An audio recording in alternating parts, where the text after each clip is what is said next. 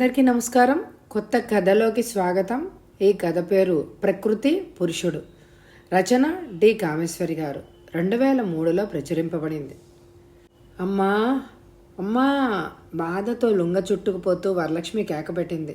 ఆ కేక విని ఏ అమ్మ పరిగెత్తుకు రాలేదు. పిల్లల్ని కన్న అమ్మలు, అమ్మల్ని కన్న అమ్మమ్మలు అంతా ఎవరి పనుల్లో వారు ఉన్నారు. బియ్యం ఏరుకుంటూ, ఉల్లిగడ్డలు తరుక్కుంటూ, రొట్టెలొత్తుకుంటూ ఉదయం పూట పనితో ఎవరి హడావిడిలో వాళ్ళు ఉన్నారు. వరలక్ష్మి నిస్సహాయంగా చూసింది. కన్నీళ్లు గిర్రను తిరిగాయి. మళ్ళీ నొప్పి వస్తుంటే పెన్ను తిరిగి లోపలికెళ్ళి ఓ సంచిలో చీర, జాకెట్టు, దుప్పటి, తువ్వాలు పెట్టుకొని దిండు కింద దాచిన చిన్న పర్సు సంచిలో పెట్టుకొని బయటకొచ్చింది. మహిళల మొహాల్లో రంగులు ఒక్క క్షణం మారి మళ్ళీ మామూలైన. ఎవరి పనుల్లో వాళ్ళు ములిగారు. అంతా పిల్లల్ని కన్న తల్లులే, కంటున్న తల్లులే. తోటి ఆడదానికి కాస్తంత ఆదుకోవాలనే జాలి కూడా లేదా? కాదు, కానే కాదు. ఎవరింట్లో శుభం అశుభం జరిగినా మేమున్నా అంటూ ఆ వాడంతా కదిలొస్తుంది. మరైతే పాపం వరలక్ష్మిని ఎందుకమ్మా అట్లా అంతా చూస్తూ కూడా వదిలేశారు? లేచొచ్చిన దాన్ని, ఉంచుకున్న వాడితో కడుపులు తెచ్చుకున్న దాన్ని ఎలయ్యక ఎట్టా కలుపుకుంటామమ్మా? మాకు పెళ్ళిడికి వచ్చిన పిల్లలున్నారు. ఇలాంటి రకాన్ని చూసి వాళ్ళు సెడిపోరు. పాపం వరలక్ష్మి ఆయనింట పుట్టి బొద్దుగా, కళగా, ముద్దబంతి పువ్వులా ఉండేది. ఉన్న ఊళ్ళో స్కూల్ ఫైనల్ చదివేసి తోటల వెంట, చెరువుల వెంట వన్నలక్ష్మిలాగా స్నేహితురాలతో కలిసి పాటలు పాడుకుంటూ, ఉయ్యాళ్ళలు ఊగుతూ, సినిమాలు, టీవీలు చూసుకుంటూ, చెద్దనం తిని చాపేసుకుని పత్రికలు, నవలలు చదువుకుంటూ కడుపులో చల్ల కదలకుండా ఉండే పిల్ల. సినిమా షూటింగ్కి ఆ ఊరు సినిమా వాళ్ళు రావడం, అసిస్టెంట్ డైరెక్టర్ భాస్కర్ కంట వరలక్ష్మి పడడం, బొద్దుగా ముద్దబంతి పువ్వులాగా సావిత్రిలా ఉన్న వరలక్ష్మిని స్టారు చెయ్యాలన్న ఆలోచన అతనికి రావడం, ఈ పిచ్చిపిల్ల ఆ మాటలు నమ్మి సినిమా వ్యామోహంలో ఇల్లు విడిచి అతనితో వెళ్ళడం, స్టారు కాలేక ఎక్స్ట్రాగా మిగిలిపోవడం, అతన్ని గుడ్డిగా నమ్మి సర్వం అర్పించడం, గర్భవాన్ని కూడా తెలుసుకోక అమాయకత్వంతో 4 నెలలు గడిచిపోవడం, గర్భవతి అని తెలిసి ఆ డైరెక్టరు ఆమెని వదిలిపోవడం, వరలక్ష్మికి పరిస్థితి అర్థమయ్యే వేళకి 6 నెలల కడుపు, చేతిలో 600 మిగిలాయి. కడుపు ముందుకు వస్తుంటే వేషాలు వెనక్కి వెళ్ళాయి. తోటి ఎక్స్ట్రా నర్సమ్మ ఆమె పరిస్థితికి జాలిపడి తనవాడలో ఇల్లు కుదిర్చిపెట్టి చేతనైనంత ఆదుకోవడం గుడ్డిలో మెల్ల. మూతి విరుపులు, చీదరింపులు మధ్య ఒక పూట తిని, ఒక పూట తినక, చావలేక బ్రతకలేక బ్రతుకుతున్న వరలక్ష్మి జాలి కదా ఇది. నడుం పట్టుకొని 4 అడుగులు వేయగానే దేవుడే పంపినట్టు అన్వర్ ఆటో వచ్చి ఆగింది. ఎర్రబడ్డ మొహం, నొప్పితో గిలగిల్లాడిపోతున్న బాధ ఆమె మొహంలో చూసి అన్వర్ ఆదుర్దాగా ఆటో దిగాడు. వరలక్ష్మికి ప్రాణం లేచొచ్చింది. అన్నా, నన్ను కాస్త దవాఖానాకు తీసుకుపోతావా అంది ఆయాసపడుతూ. అన్వర్ 4 బిడ్డల తండ్రి. ఆడకూతురు అవస్థ అర్థమైంది. ఎక్కమ్మా అన్నాడు. అది జనన ఆసుపత్రి. ఏ కాలం నాటితో ఆ ఆడవాళ్ల ఆసుపత్రి. పటిష్టమైన బండరాళ్లతో కట్టిన ఆసుపత్రి. ఈనాటికి చెక్కు చెదరక ఎన్ని లక్షల జనాలో కళ్ళ చూసిన ఆసుపత్రి అది. అక్కడ నిర్విరామంగా పుట్టుకలు జరిగిపోతూ ఉంటాయి. ఒక్కొక్కసారి పుట్టకాలు, గిటకలు కూడా జరిగిపోతాయి. పురుళ్ళు పోయడమే పని అన్నట్టు లేబర్ రూమ్లో 4 బల్లలు. ఆ బల్లలు ఎప్పుడూ ఖాళీగా ఉండవు. బిడ్డ పుట్టినా చచ్చినా ప్రయత్నం అంతా యాంత్రికంగా జరిగిపోతూ ఉంటుంది. నిమిషానికో 5 నిమిషాలకో బిడ్డ పుడుతుంటే అక్కడ విచారాలకి, సంతోషాలకి తావుండదు. అలాంటి జనన ఆసుపత్రికి జనారణ్యంలోకి ఆటో వచ్చి ఆగింది. అవుట్ పేషెంట్ వార్డ్ దగ్గర. నెమ్మదిగా అన్వర్ చేయి అందించి వరలక్ష్మిని దింపాడు. అక్కడ బారులు తీరి క్యూలో రకరకాల జబ్బులతో ఆడవాళ్ళు నిలబడ్డారు. అంతా చకచకా ఎవరి పనులు వాళ్ళు యంత్రాల్లా చేసుకుంటున్న తరగతిని క్యూ బిక్కమొహంతో బాధని బిగబట్టి వరలక్ష్మి వంతు వచ్చే వరకు కాన్పు ఆగదని మగాడైన అన్వర్కి అర్థమై ముందుకెళ్ళి, సలాం డాక్టరమ్మ, ఈ అమ్మకి నొప్పులు బాగా వస్తున్నాయి, నిలబడలేకపోతోంది, జర మందియమ్మ చూడండమ్మా చేతులు జోడించి అన్నాడు. డాక్టర్ రాత ఆపి కళ్ళెత్తి వరలక్ష్మిని చూసింది. మొహం చూసి నొప్పుల తీవ్రత, కాన్పు అయ్యే సమయం అనుభవంతో లెక్కగట్టగలిగే ఆమె ఇన్ పేషెంట్ చీటీ రాసి ఆమె ఎటు వెళ్లాలో చూపిస్తూ, ఈ చీటీ తీసుకెళ్ళి అక్కడ నర్సు ఉంటుంది, ఆమెకి చూపించు, చేర్పించుకుంటుంది అంది. ఆ క్షణంలో వరమిచ్చిన దేవతలాగా అనిపించింది ఆ ఇద్దరికి. ఆ వరండా దాటి మలుపు తిరిగితే అక్కడ లేబర్ రూము. అక్కడ బల్ల ముందు తెల్ల బట్టల నర్సు. ఆ నర్సు వరలక్ష్మిని లోపలికి తీసుకెళ్లి పరీక్ష రూమ్లో బల్లెక్కించింది. డాక్టర్ అమ్మ వచ్చి చూస్తారు అని చెప్పి వెళ్ళిపోయింది. ఆడోళ్ళు ఎవరూ లేరా? నీవిక్కడ ఉండరాదు, ఇంటికెళ్ళి ఆడాళ్ళని పంపు అంది బల్ల దగ్గర నర్సు. యాదమ్మని పంపిస్తానని ఆ అమ్మకి చెప్పు తల్లి అన్నాడు అన్వర్. కొన్ని యుగాల అనంతరం అన్నట్టు ఆ డాక్టరమ్మ వచ్చి యాంత్రికంగా పొట్ట నొక్కి పొజిషన్ చూసింది. సెతస్కోప్ తీసి హార్ట్ బీట్ వింది.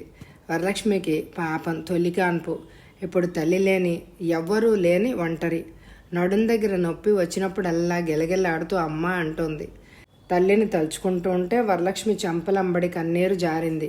వరలక్ష్మికి నొప్పుల జోరు అందుకుంది. ఓ గంట తర్వాత మగపిడ్డ పుట్టాడు.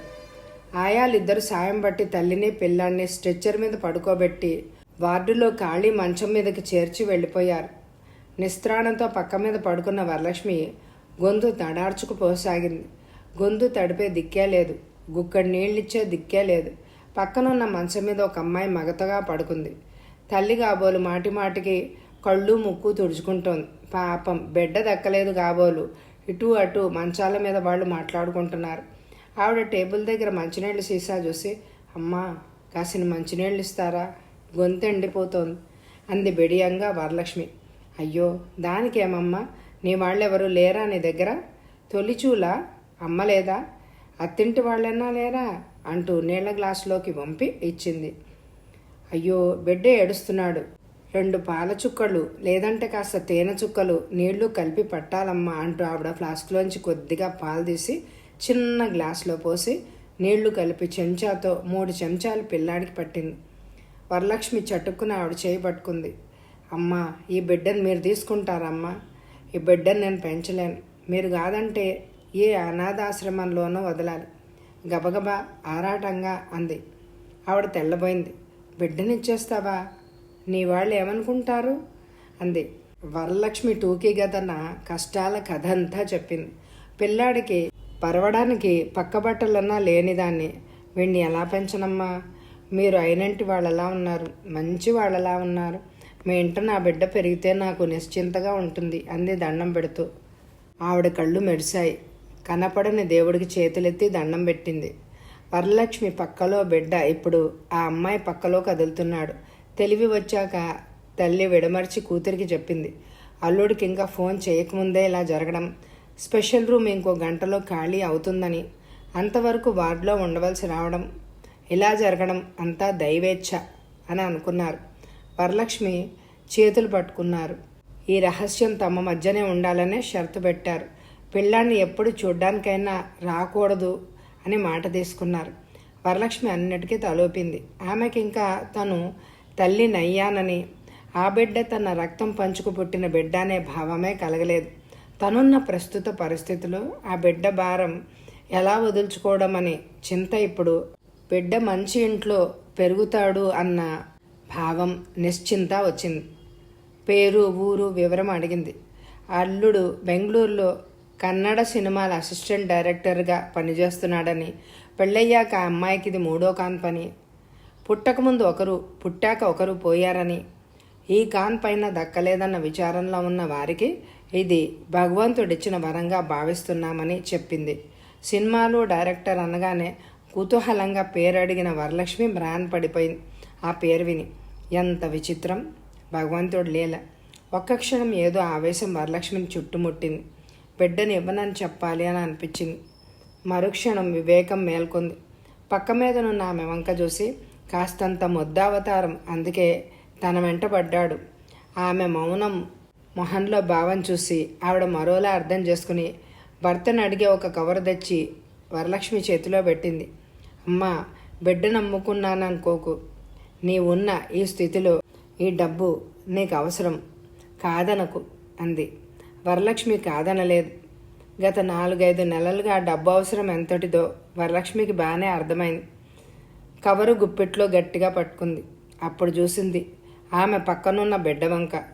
గుప్పిట్లు మూసి కళ్ళు మూసిన ఆ చిన్నారి మొహం భాస్కర్ మొహంలానే ఉంది.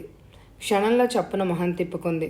ఆమె జీవితంలో ఒక అధ్యాయం ముగిసింది. అధ్యాయం ముగిసింది కానీ కథ ముగియలేదు. బెంగళూరు ఇందిరానగర్లో చిన్న డాబా ఇంటి ముందు ఆ రోజు ఓ పెద్ద పడవలాంటి కారు వచ్చి ఆగింది. అందులోంచి ప్రముఖ తెలుగు నటి వరశ్రీ దిగుతుంటే ఇరుగు పొరుగు గుమిగూడారు. ఇంట్లో వాళ్ళు గుమ్మంలోకి వచ్చి గుర్తుపట్టి తెల్లబోయారు.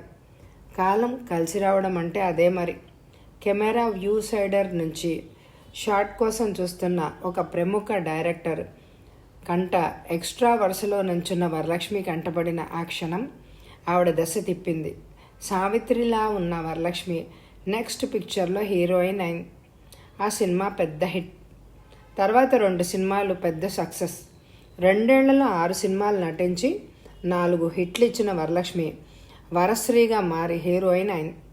అంత పెద్ద నటీమణి ఇక్కడికెందుకు వచ్చింది? కుర్చీలోంచి గాబరాగా లేచిన అతను అసిస్టెంట్ డైరెక్టర్గానైనా ఆంధ్రాలో చెల్లుబాటు కాక కన్నడ సినిమాలకి వచ్చిన భాస్కర్ ఎందుకు వచ్చింది? భాస్కర్ మొహంలో భయం. తన మీద కక్ష తీర్చుకోవడానికి వచ్చిందా? గుమ్మంలో నిల్చున్న భార్య అత్తగారి మొహంలో భయం, ఆదుర్ద. పిల్లాడు గుట్టు బయటపెట్టి ఇచ్చేయమంటుందా? పాలిచ్చి 6 ఏళ్ల నుంచి పెంచుకుంటున్న ఆ తల్లి ఆందోళన. గుమ్మంలోకి వయ్యారంగా వచ్చి అందరి వంక చిద్విలాసంగా ఒక నవ్వు విసిరి బాగున్నారా అంది వరశ్రీ. అంతా అప్రయత్నంగా తలాడించాడు. ఈవిడ ఈ అమ్మాయి మన అమ్మాయి పురుడు పోసుకునే ఆసుపత్రిలోనే పురుడు పోసుకుంది. పాపం ఎవరూ దక్కలేదని అత్తగారు అందరికంటే ముందు అందుకుంది. భాస్కర్ గాబరాగా చూశాడు. అవును పాపం, చాలా సాయం చేశాడు అప్పుడు. వరశ్రీ నవ్వుతూ అంది. భాస్కర్ మొహంలో గిల్టీ ఫీలింగ్. పాపం పిల్లాడు పోయాడు అంది అత్తగారు. భాస్కర్ మొహంలో పెద్ద రిలీఫ్. మీ బాబు ఎలా ఉన్నాడు? పెద్దవాడు అయిపోయి ఉంటాడు. ఈ ఊర్లో షూటింగ్ ఉంది, ఓసారి చూసిపోదామని వచ్చా. మీ వారేగా నన్ను ముందు సినిమాల్లో ఎక్స్ట్రా చేసింది. తన పరిచయం చెప్పింది. పక్కింట్లో ఆడుకుంటున్న బాబు పరిగెత్తుకొచ్చాడు. అబ్బో ఎంత పెద్దవాడైపోయాడో, 6 ఏళ్ళు కదూ అంటూ డ్రైవర్ తెచ్చిన ప్యాకెట్టు, బొమ్మలు, డ్రెస్సులు, చాక్లెట్లు అన్నీ ఇస్తూ తీసుకో బాబు, అన్నీ నీకే అంది దగ్గరికి లాక్కుని ప్రేమగా. నీ కొడుకు నీ పోలికే అంది చిలిపిగా. నా కొడుకు నాలా ఉండక ఎలా ఉంటాడు? భాస్కర్ కళ్ళలో కించిత్తు గర్వం. భార్య అత్త మొహామొహాలు చూసుకున్నారు. వరలక్ష్మి మొహంలో కనపడిన చిలిపి చిరునవ్వు వారి దృష్టిని పడలేదు. వస్తా, ఊరికే చూసిపోదామని వచ్చాను. బాబు బొగ్గ మీద ముద్దు పెట్టింది. కూర్చోండి కూర్చోండి, లోపలికి రండి. అంతా గాబరాగా ఉన్నారు. వస్తా, పనుంది, బాబుని చూడాలని వచ్చాను అంతే. అందరి మొహాల్లో పెద్ద రిలీఫ్. కారెక్కి వీడ్కోలు చెప్పడానికి వచ్చిన భాస్కర్తో కిటికీలోంచి తల బయటపెట్టి నీవిచ్చింది నీకే ఇచ్చేశాను అంది నవ్వి. అర్థం కాక తెల్లబోయి చూస్తున్న భాస్కర్తో ఆడదానికి ఎప్పుడు ఇవ్వడమే కానీ తీసుకోవడం తెలియదు. అర్థం కాలేదా? ఆలోచించు అంటూ నవ్వి ఆడదాన్ని అందుకే ప్రకృతితో పోల్చారు. నీకు అర్థం కాదులే, నీలాంటి మగాళ్ళకి అర్థం కాదు అంటూ పోనీ అంది డ్రైవర్తో. ఏమంది వరశ్రీ? మీకు అర్థం కాలేదా? ప్రకృతి పురుషుడు, స్త్రీ ప్రకృతికి ఇవ్వడమే తెలుసు, బదులు తీర్చమని అడగదు. సూర్యుడు వెలుగు ఇచ్చి వెలకట్టడు, చంద్రుడు చల్లదనం ఇచ్చి బదులు అడగడు, వాయువు ప్రాణాధారమైన గాలిచ్చి ధర కట్టదు, వరుణుడు నీరిచ్చి ధర ఇంత అని అనడు, అగ్ని వేడిచ్చి బదులేమిస్తావు అనదు. ప్రకృతికి ఇవ్వడమే తన ధర్మం అని అనుకుంటుంది. స్త్రీ కూడా అంతే. నవమాసాలు బిడ్డను మోస్తూ కడుపులో బిడ్డ కాలితో తన్నినా వెల కట్టదు. నిద్రాహారాలు మాని అష్టకష్టాలు పడి బిడ్డను పెంచిన ప్రతిఫలం కోరదు. పాలు తాగి రొమ్ము గుద్దిన సహించి అదేమి అని అడగదు. తన గుండె కోసి ప్రియురాలకిస్తూ జాలిపడిన కొడుకుని జాగ్రత్త నాయనా అని అంటుంది. తన ధర్మం నెరవేర్చుకుని కొడుకుని క్షమించి నాయనా నీవెక్కడున్నా సుఖంగా ఉండు అనేది దీవిస్తుంది. పురుషుడికి శరీరం అర్పించడమే తప్ప కనీసం నా కోరిక తీర్చు, నాకు సుఖం కావాలని నోరు తెరిచి అడగలేదు. ప్రకృతి దశలో ఆడదానికి అర్పించడమే తెలుసు. అందుకే స్త్రీని ప్రకృతితో పోల్చారు. ప్రకృతి పురుషుణ్ణి అని ఊరికే అనలేదు. ఆ 6 ఏళ్లలో 600 సార్లైనా పిల్లాడిని తెచ్చుకుని భాస్కర్కి బుద్ధి చెప్పాలన్న ఆలోచన వచ్చినా కన్న బిడ్డని, కళ్ళిప్పని బిడ్డని కంటితో కూడా సరిగా చూడకుండా, స్తన్యమైనా ఇవ్వకుండా పరాయి వాళ్ల చేతుల్లో పెట్టి చేయి దులుపుకున్న తనకి తల్లి అని అనిపించుకునే హక్కు లేదు అని తెలుసుకున్న వరలక్ష్మికి ఇవ్వడంలోని ఆనందం, క్షమలోని ఔదార్యం, తృప్తిని మించినది ఏదీ లేదని అర్థం చేసుకుంది కనుక ప్రకృతితో పోల్చుకుంది గర్వంగా.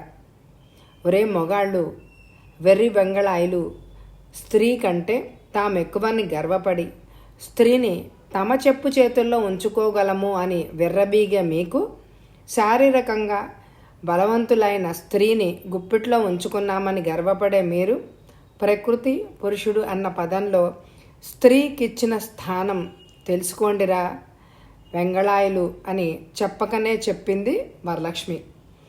కథ సమాప్తం. ఈ కథ మీ అందరికీ నచ్చిందండి? అయితే తప్పకుండా లైక్ చేయండి. అండ్ స్క్రీన్లో ప్లేలిస్టులు ఉంటే తప్పకుండా స్కిప్ చేయకుండా వినండి. Thank you very much my dear friends.